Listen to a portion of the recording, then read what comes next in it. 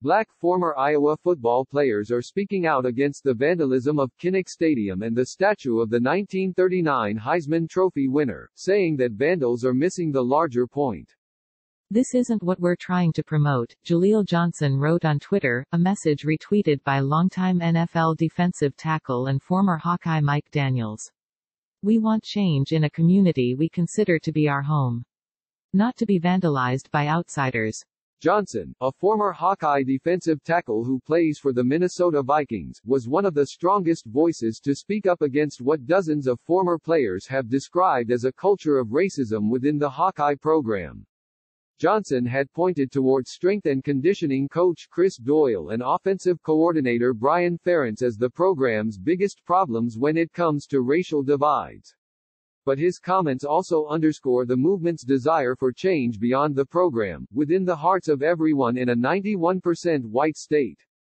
Doyle defends himself. Iowa football strength coach speaks out about allegations of mistreatment. NASCAR takes strides. Biggest stars release video about fighting racism and inequality. A start. Roger Goodell's "The NFL statement was good. But owners' actions will matter more." Doyle has since been placed on administrative leave by head coach Kirk Ferentz. "As a former player at Iowa, I understand and support my former teammates on all the issues that are being stated," former defensive tackle Carl Davis said on Twitter. "But whoever did that stuff to Kinnick is lame as hell, and y'all are undermining our progress as African American players." Spray-painted brick, windows and concrete with anti-Doyle, anti-racism and anti-police messages defaced Kinnick Stadium late Saturday night. The vandalism extended to the Niall Kinnick statue. Kinnick, who died in World War II, once wrote this, a transcript of which can be found in the Sports Illustrated's vault archives, in his journal after training in Florida in 1943.